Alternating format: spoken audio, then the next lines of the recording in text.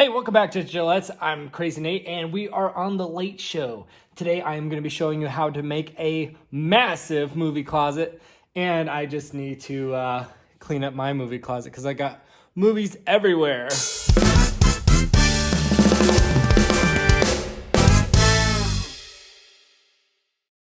This is going to be a long journey, but I broke it up into chapters to make it easier for you to follow along and skip to the parts you want to skip. Obviously, first we got to clean the place. Boom. Easy.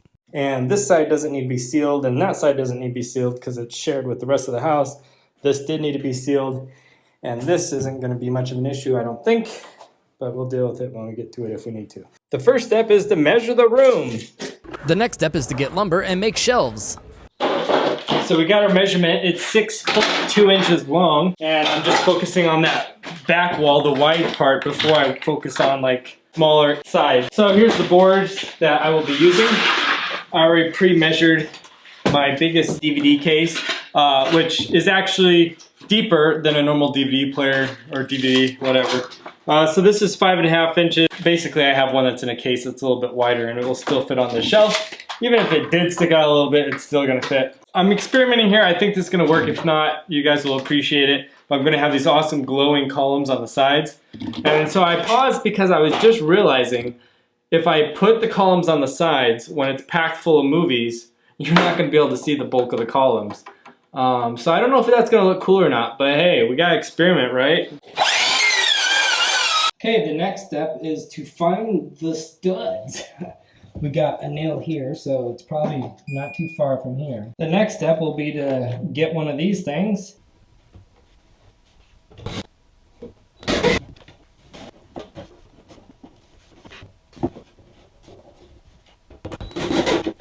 Bloop! Just like that. Or bloop! Just like that.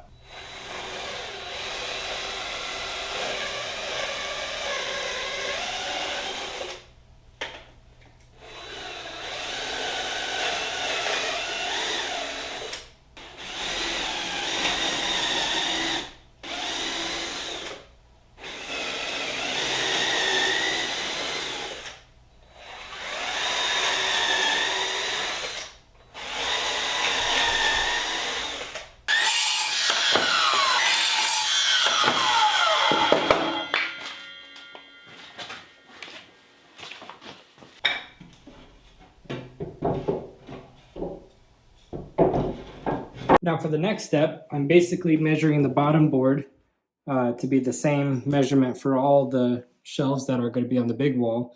And these 2x4s are just sitting here, and both 2x4s are exactly 8 inches long.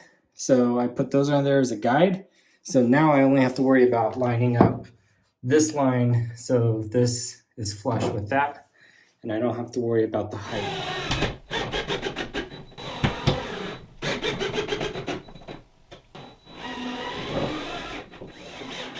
We're ready to cut another shelf out in the shop. We'll rest it on there. We just keep going all the way up.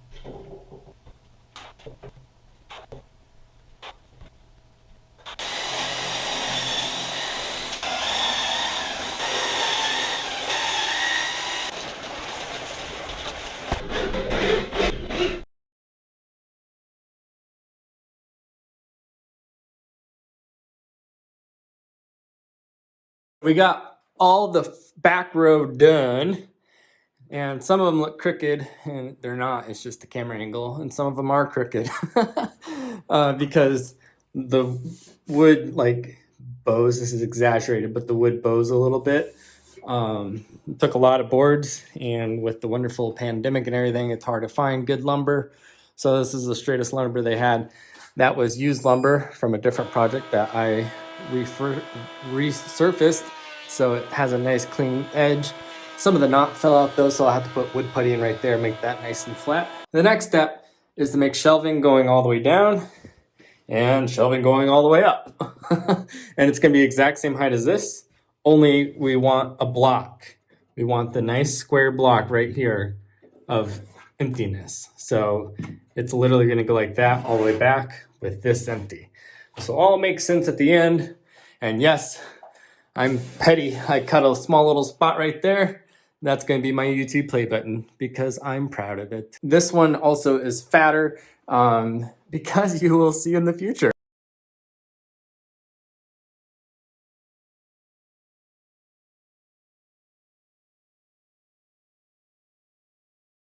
Okay, so the next step in the problem is the shelving. If you look, some of them are not set right. They're slightly crooked. And that's actually because some of these boards are a little bit warped. And it's going to wiggle and move over time. So the solution is to get these little tiny brackets. They're like $1 or $2 for 4. And put them on the inside walls like that and screw them into place. And I could put them on the outside, but for one, that would be ugly. And then for two, it's going to mess up future plans. But mainly, it's ugly.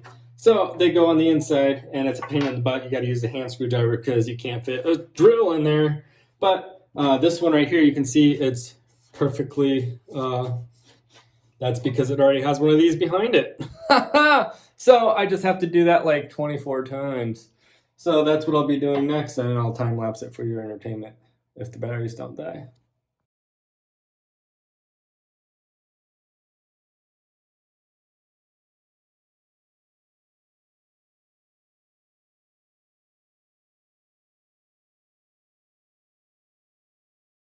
Now probably the most gratifying part is painting the shelves, and I chose black to match your soul. No, it's just because theaters are typically black, and I don't know, I thought black would contrast the movies best, and yeah, it looks more like a movie theater, I think, kind of deal. Okay, here's where the project starts going south. My ADHD takes over, and I kind of bounce around projects instead of completing one project before going to the next one, so I apologize. But now we're on the step for the lighting, and we're going to do part of it before we end up doing other stuff. But right now I'm getting like this foil tape and putting it up against the back, so that way when it's lit, it helps reflect the light even more so the beams glow better than they do. My first test was just to get a floodlight at the bottom, and I thought the reflective tape would work so well, it would just make it bling. And you can see that clearly didn't work very well. So then the next step is I'm going to get some plexiglass that's kind of flexible and cut it into sections. First I used a ripsaw blade, and that made it crack a few times, so I went and got like a fine cut saw blade, and that did the job better. And basically cut them into strips, and then I'm going to sand them down real smooth because right now you can see through it. And then after sanding it down like this, it's more like a frosted look, and you can't actually see through it as well. And that's going to help defuse the LED light strips, so hopefully the whole tower lights up instead of just seeing a bunch of strips of light like you would typically see like on the trim of your bedroom or something like that. So then this next part, thankfully the plexiglass is flexible. I should have probably put this stuff in there before I did the shelving, but you know, not thinking everything through as I go. And so I just bent it a little bit and slide it up from the bottom. And then once it gets into place, then I'm going to go ahead and get double-sided tape and hold it to the shelving. But then I'm also going to go in later with a hot glue gun just for a little added support, just to keep it from popping out of its place. It's not going to really get pushed around too much. It's just movies leaning against it. And I'm going to do that on both sides, but the second side will have to go in after I put in all the LED lighting, which at this point in time, I'm still actually waiting on the LED lights to show up in the mail. So I made this doorway wider, and my thought was a Jurassic Park themed entryway. Now, I don't know yet if I want to put doors on here, because that might be a little too cluttery. But if I do put doors on, they're Jurassic Park themed. But I'm going to make pillars on the edge that is Jurassic Park themed. And then you can see the ugly LEDs up top. I could have ended it there and ended it here and then made that trim look nice, and then this would just flow right into there. But I knew I was going to put pillars here at one point, and I was thinking putting a sign there. Okay, now for my favorite part. We're going to be making the Jurassic Park themed entryway for the movie closet. I couldn't think of a more appropriate entryway for your movie closet. And also, even though this room is currently a studio, eventually if I ever sell the house, I will just convert it into like a home theater with raised floors for multiple levels of seating. and put a projector in there, surround sound. It's already got soundproof walls, so you can literally watch movies in this room without disrupting the rest of the house. And the movie closet can just stay, because if it's a theater room, then obviously you need an awesome movie closet. And I know some of you are sitting there watching my hand to see how close I can get to the saw blade. I see you judging me. But yeah, I still have all my fingers and the project's over, so I won. So basically cutting these all down to size, and yeah, if you enjoy that, I set up so you can watch. If you don't, just skip forward. I don't care.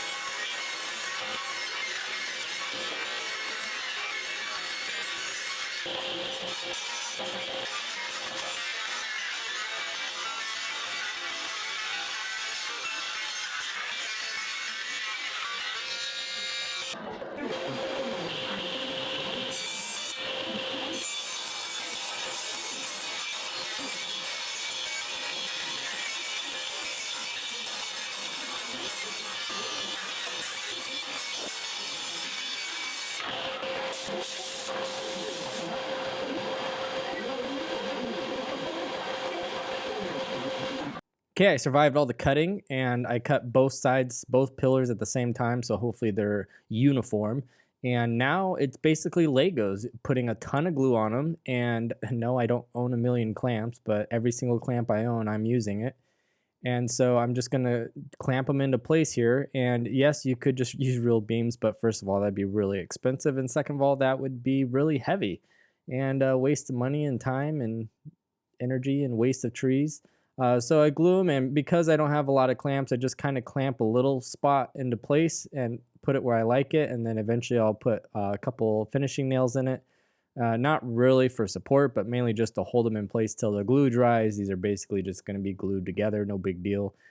And yeah, so that's how I make these hollow beams. So obviously the corners are cut at 45-degree angles on either side, so they mesh. And I'm kind of impressed how well it turned out. I didn't think some projects you're working on, you're like, I don't know if this is gonna work or not. I hope it does. And this is one of the few projects that you work on and it actually turned out better than you thought it would. The light pillars, they didn't turn out as good as I imagined them in my head, but this turned out amazing. And then because I'm not a professional carpenter, one of my concerns was cutting the boards too short. So I was afraid I was gonna make these amazing beams, spend tens of, if not 20s of hours putting it together, then finding out it's like 2 inches too short. So I actually made this like 6 inches to a foot longer than it needed to be. And then I triple checked and cut it down to size once it's all in one piece. I know that's kind of a silly way, but it worked for me, and it ensured that I didn't screw up my height measurements, and it fits like a glove.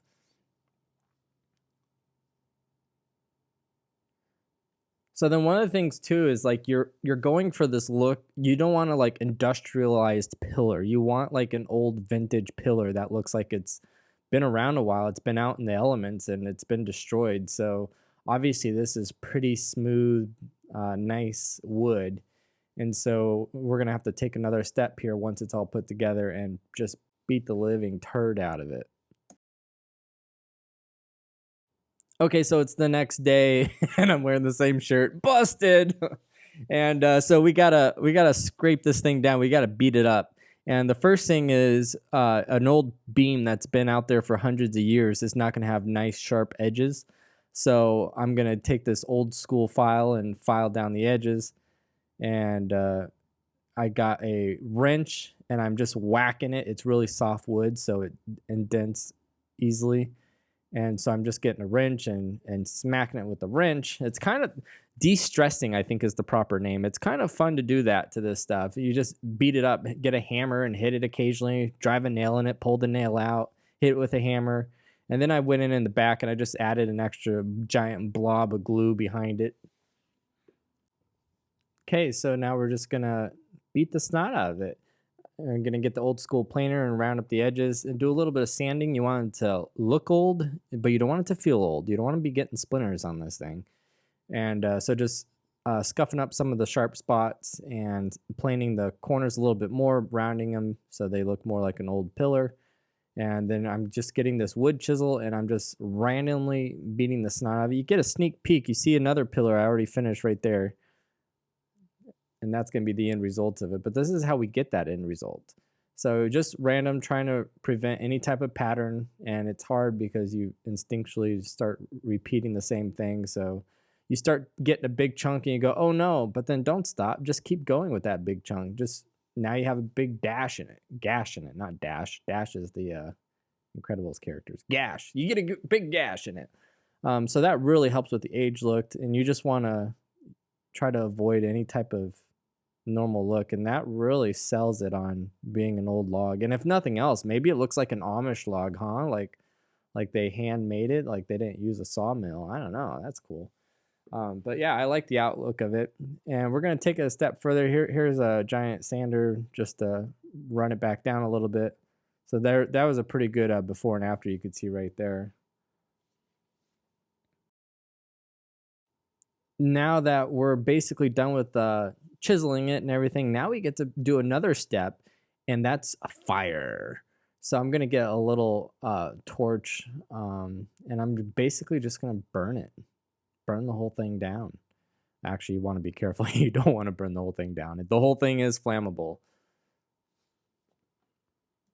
Now, I suppose if you wanted to, you wouldn't even have to stain the beams. Like you can see the beam in the background. That's the other beam I already finished, and that's going to be the end results. Kind of spoiler alert, but yeah, you can see the burn look. Kind of looks cool on its own right there. But again, I just wanted to look really old, and also the stain that I'm getting ahead of myself here. But the stain that I used, I laid it on thicker than you're supposed to, so it was almost like I painted it, honestly. But I just wanted it really dark. I didn't want it to look like a light wood. So some of the texture gets lost the darker you make your stain, and that was a downside. But then ultimately, I'm satisfied with how it looks. I think it's pretty convincing. And this might be one of the funnest parts of the project, burning something. And I make a living finding Easter eggs, so it'd be crazy to build this and not put an Easter egg in it. So I am making a hidden Mickey. Now I got basically a Mickey cookie cutter because naturally I have that laying around. And my first thought was I'll just get a hammer and hammer it in there and then I'll make an indentation. Well, the wood is soft, but it's not that soft. So I basically used the Mickey cookie press, and I used it as a stencil instead. And then I traced it because I'm not that good of a drawer. And then basically I got a solder gun, and now it's basically like a wood burning tool at this point. I'm basically just burning in the Mickey logo. And this took a long time to burn this in, but eventually I get the job done. And then I go back over it with a torch, and then I chisel it a little bit. And when it's all when it's all fun and done, it basically kind of is hard to see. But once I stain everything and then go back and touch it up, it's going to stick out really well. But you don't want it to stick out too well because it's supposed to be a hidden Easter egg. So if you ever see this in the background of my videos, you can see if you can spot the hidden Mickey. So next I'm doing claw marks because it's a dinosaur world, right? So I just rough sketch it with a Sharpie, and then I just got that cool little cutting tool that can rip your face in half, and I just notched a couple spots in it. And now I got these epic raptor claws on the side of the beams.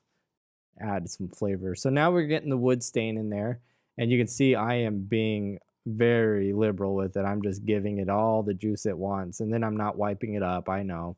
But I wanted to really soak in. I wanted it to be a dark, dark wood. And you can see the difference on the edge. It's clearly dark wood. And then obviously there's the other pillar on the side right there on the right, which is the end result. And that one's drying. And I got to tell you, I absolutely love these pillars. I think it's one of my favorite projects I did in the studio. I measured it like 3 times, and then scarily I cut. Is that a word? I don't care. I cut it down to size so it perfectly fits. So then I got to get some of that crown molding, and I got to cut that back a little bit. So get some measurements on it. And let's take a break and put up the YouTube play button. Woohoo! Okay, back to the pillars. So cut that, get a little vacuum so it doesn't get too dusty. And I got to take all my decorations off. I didn't think that through. And really, it's a tight fit. You saw me pushing against the wall. It is a snug fit. But even with that, you get a little bit of light bleeding through. It's okay. We'll caulk everything and then paint it and it'll look great. So then I'm just throwing a couple screws in there and I'm actually screwing the beam into the walls. So it's not going to go anywhere. Same thing. We got to cut a little bit of the crown molding, push it in there, wedge it tight. You can see both of them have a little bit of light bleeding through, even though it took a hammer to get them into place. So that's fine. We'll just caulk it later.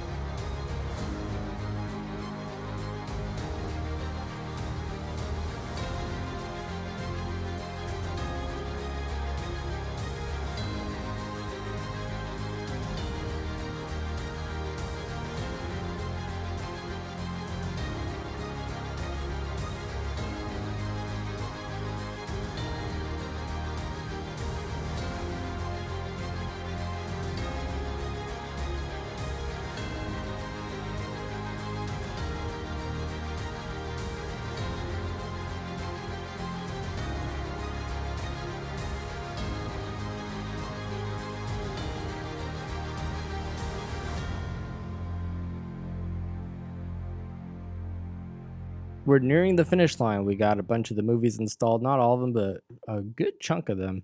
And I really haven't picked out a spot of where to organize and how to separate them and whatnot. But for now, they are where they're at. And so we're just putting a little bit of black and brown mixed just to really make the accent pieces pop inside the support beams.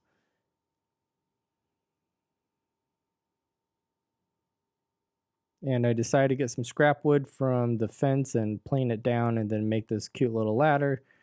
And everything there was recycled, including the paint. And then I put it on there and tried it out. Didn't take too long to figure out that I actually hate that ladder. So I went back to the big box store and got a couple 2x4s and some wooden dowels and made a much better looking ladder and stained it.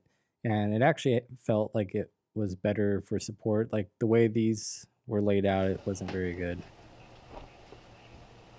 And then also I bought that kit online because I wanted like a Beauty and the Beast vibe where you can like have a ladder that slides around. Super cool.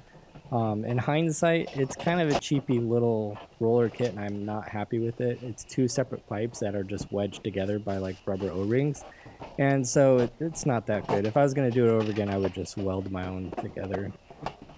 But you can't get a kit on Amazon if that's your thing. Obviously, that was my thing.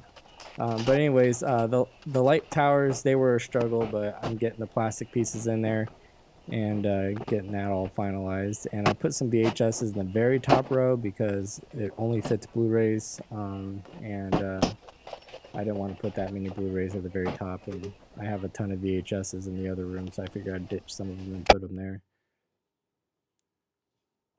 Here's the rebuild ladder. Lady, the adopted dog, recently we named her on the main channel if you haven't seen that.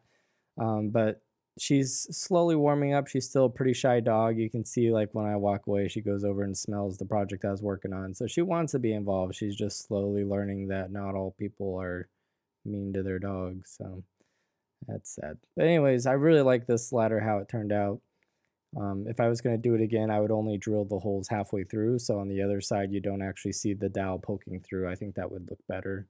But for all intents and purposes, this works fine. And yes, it's the same type of stain as the beams. So it really shows how much you soak your wood with the stain really determines your color tone. And this is the final burial of the first ladder, using it to keep the garage warm. And we're getting to the final stretches here and just making a couple more plexiglass sheets for the light towers and touching up a few things and then putting the surprise sign on the tower. Check it out. Here's how it turned out. What do you think? Finally, the grand finale, the Blockbuster logo. Check that out. I got that on Etsy. And very excited about this movie closet. It took basically like 150 different video files that I made to make this. And this project particularly took probably about 3 months to make on and off. And then to edit, it took like a week. So if you could comment or share or click that like button, I typically don't beg for stuff like that. But this particular video, like, I'm proud of this movie closet and I want a lot of people to see it. So I appreciate your support. And also a fun little Easter egg hunt here. If you see your favorite movie in here or see a movie that you're shocked I have or wish I had or are curious if it's in there, go ahead and drop it in the list and I'll try to confirm whether or not I have it. Thanks for watching. I appreciate it. And I'll just let you browse the closet. I haven't quite organized it yet. Some areas are organized like the DC and the Marvel and the Pixar and then the rare collectors. I'm proud of those. And then I got some old VHSs in the top, Super Nintendo, Xbox, PS2, PC games, some fun art that my sister drew. All sorts of fun things in here.